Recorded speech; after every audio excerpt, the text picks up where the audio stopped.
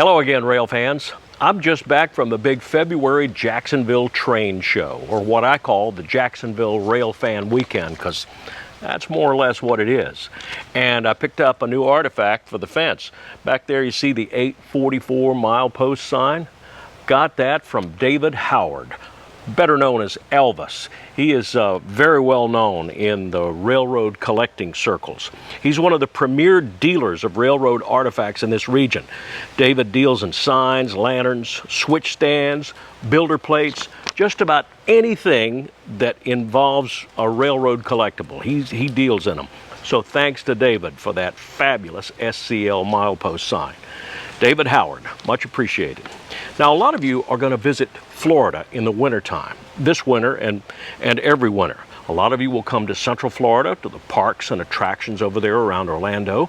A lot of you will come over here to the West Coast, in the Tampa area, Sarasota, Fort Myers, that region. But if you're over here, I want to tell you about just a few good, easy train watching spots, places that I go to regularly that I kind of feel like are my regular hot spots that are usually produced for me, especially if I'm on a tight schedule. Now in Tampa, the one-time hotspots have cooled off quite a bit, thanks primarily to precision scheduled railroading and what it did to traffic numbers. But we'll start at spot number 1. This is as good a place as any to start your Tampa rail fanning morning. This is 78th Street here on the S-Line, the Yeoman Yard, which is the ex-Seaboard Airline Yard of CSX here in Tampa. Circle line 1A. 78th Street is where 3 yard tracks and 1 main line cross the Tampa Bypass Canal and converge at the north end of the yard. The extreme north end is protected by a control point called YN. The tracks coming in from the S-Line single main all do a sachet to the left. This was done when the bypass canal was built to realign the tracks coming toward the bridge. You'll hear crews call it the north end. Listen out for that on your radio. At 78th Street, you can still see several big freights daily, plus a few local switchers and a couple of unit trains. Plus, the Bone Valley still produces a few phosphate jobs that will pass here each day. I like 78th Street because of the concentration of traffic, and since we're in Florida, the sunlight will always be on the south side of the tracks here, which is the best place to park. What you're likely to catch at 78th Street are the yard switchers, assembling outbounds or breaking up inbounds on the tracks of Yeoman Yard. The bigger the cuts get, the closer the switcher will come to the crossing at 78th Street. These days, the yard jobs are often remote-controlled engines, frequently SD40-2s, big 6-axle EMDs. The remote units are marked by flashing yellow strobe lights on the cab. There are also those few Bone Valley jobs here. They pass to and fro going to either the shipping terminal at Rockport or Mosaic's processing plant at Riverview, a place the railroad calls East Tampa.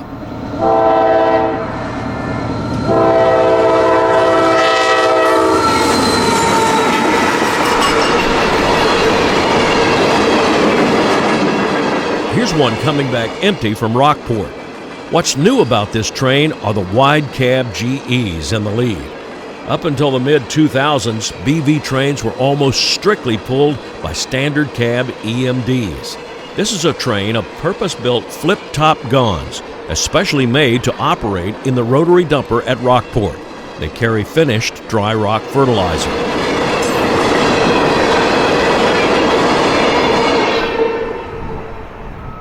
Now, the only bad aspect of 78th Street is across the bypass canal.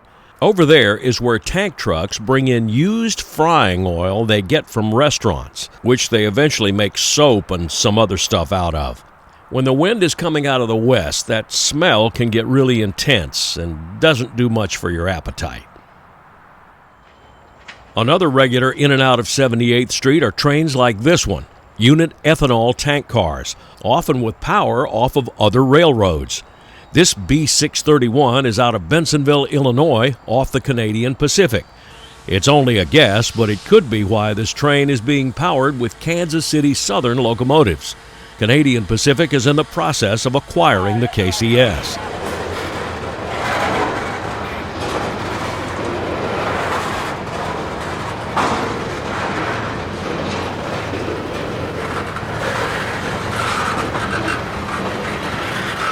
Lately, these ethanol trains have carried a distributed power unit on the bottom end.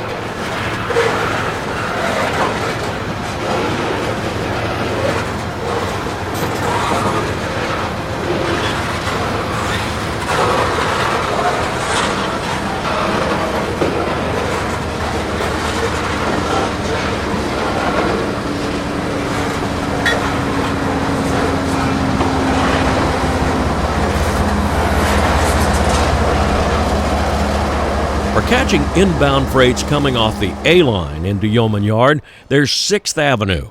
Listen out for trains calling the signals at Mango and then AY.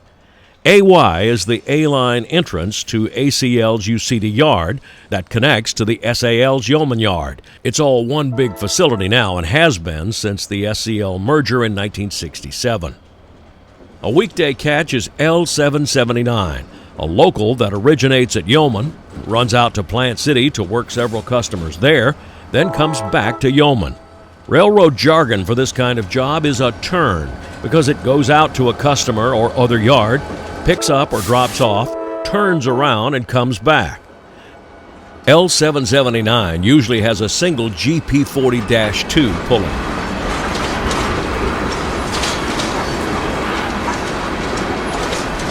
There's one more entrance to Yeoman Yard that's fairly busy. It's called TS.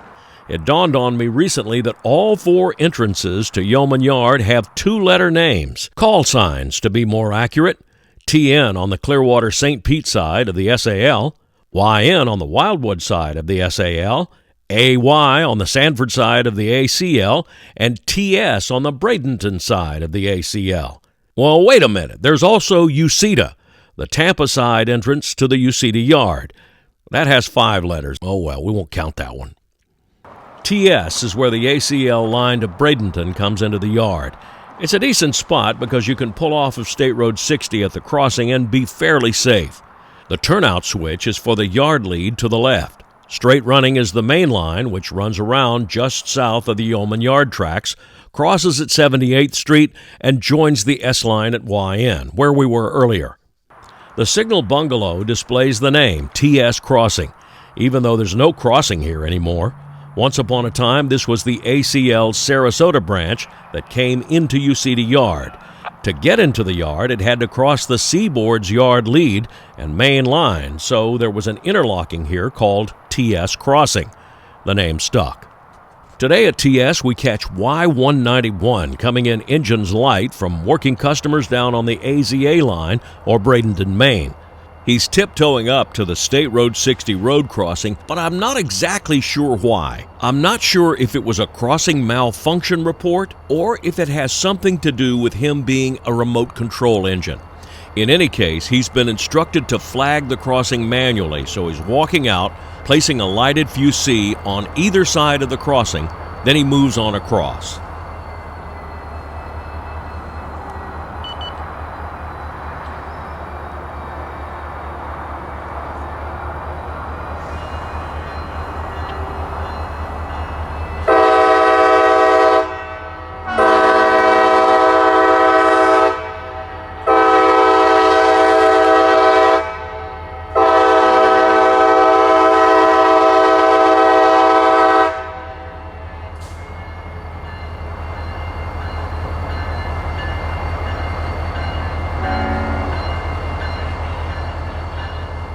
These yard jobs are often standard cab 4-axle power, in this case a GP40-3, an old EMD switcher with new electronics and Huntington, West Virginia made cab. The 4-axle power is often preferred on locals and yard jobs because some of the customer tracks can't handle the weight of the big 6-axle locomotives.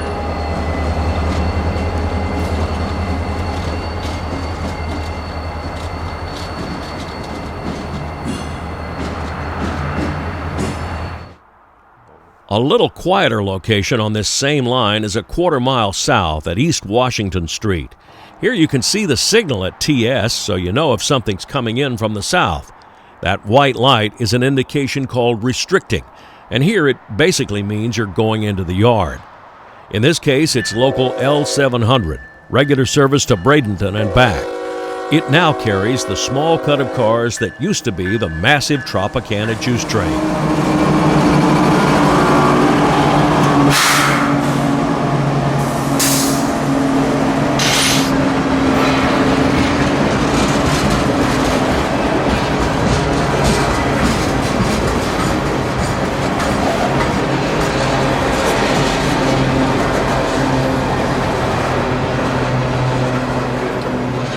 Trops will go out later today on the northbound Waycross train M442.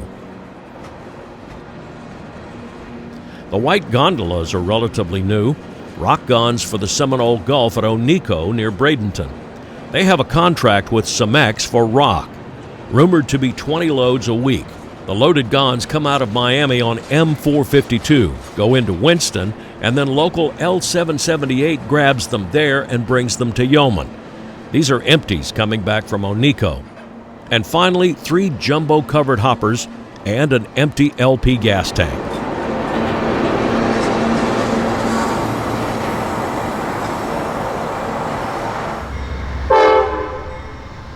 "39th Street is another easy-to-reach spot in Tampa.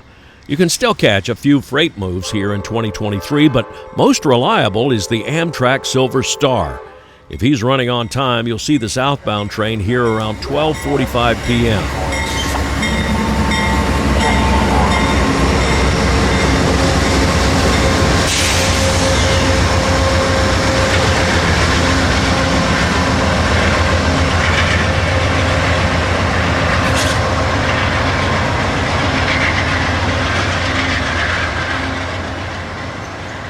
You can also catch northbound 92 here around 4:45 p.m.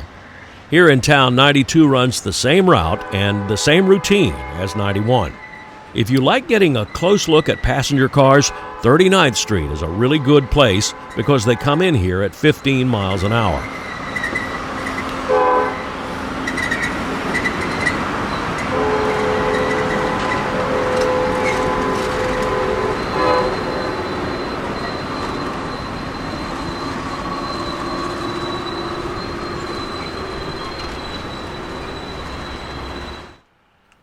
With reductions in Bone Valley traffic and fewer road trains, Plant City isn't what it used to be either, but it does have the nicest train viewing facility in this part of Florida. Here you can see the same 2 Amtraks that you'll see in Tampa, plus M441 and 442, IO 44 and 45, albeit at night, plus a couple of local switchers, like this one.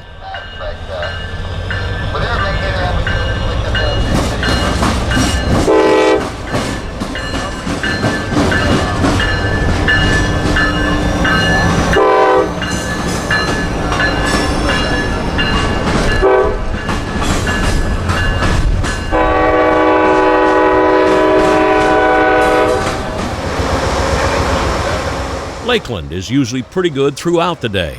My favorite Lakeland spot is Winston Y at the now-closed Gay Road Crossing. I was out here one day in early January when I saw the Tampa-bound Amtrak Silver Star stopped. Now, he doesn't normally stop here. In this case, he was waiting on M452 to clear up ahead of him. You don't often get a chance to see Amtrak stopped on the main line between terminals, at least not in Florida. These GE P42 DC locomotives are running out some of their final months in service. Amtrak has purchased 75 new Siemens ALC 42 locomotives and has already put some of them in service on the Empire Builder. I can't wait to see them pulling the Florida trains. Now back to our problem. The M452 freight train had come in earlier and started his usual pull-by and back-in move to Winston Yard. But a problem down in the yard forced him to wait out on the main line for a few minutes, also causing a problem for Amtrak as the freight train's head end was fouling the single-track main. The solution was decided to get 452 out of the way by having him back down the number 2 main, thereby clearing him off the single main ahead.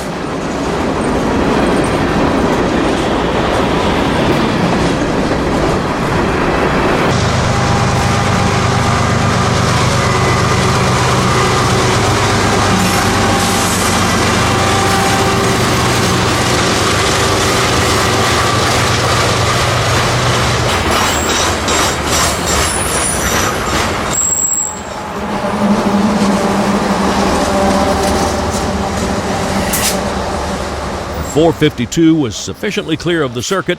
The Silver Star took off toward Tampa.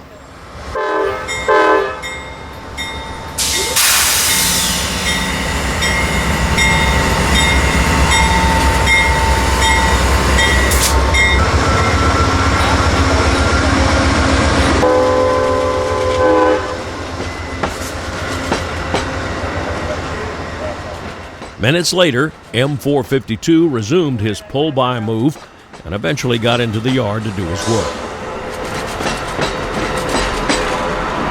Yeah, I don't even know where he's going. I don't know, there's something wrong right there. He's just going to take the line out somewhere else.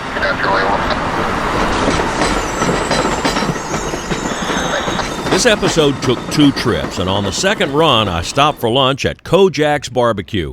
It's in an old Pizza Hut, as if you couldn't tell, on Parsons Avenue in Seffner. Kojak's had locations in South Tampa and Woodville, Florida. An exceptionally clean barbecue joint with front windows that allow you to look right out on the Atlantic Coastline main line, the A-Line. I ordered the quarter chicken white, mac salad, and coleslaw. The chicken was a little heavily seasoned for my taste, but it was a great deal. $11 for the dinner and a large iced tea. A bargain in today's economy. Now, there are lots of other good rail fanning spots around Central Florida. This is just a thumbnail of some easy spots that I wanted to show you. I didn't even touch the Bone Valley, Sunrail over near Orlando, or any of the short lines in the area. But if you're visiting the Tampa Bay area, this will give you a quick idea of some of the easier spots to catch trains. Now, I've posted scanner frequencies that you'll need for this area down below in the description. Just copy those down and program them into your scanner, and you will be good to go. Please hit the like button if you like this video. Subscribe to the channel if you haven't already done that. Write any comments you have in the comment section down below. I read them all, and I try to reply to as many as I can. And until next time, when we meet again somewhere out there on the high iron, this is Danny Harmon.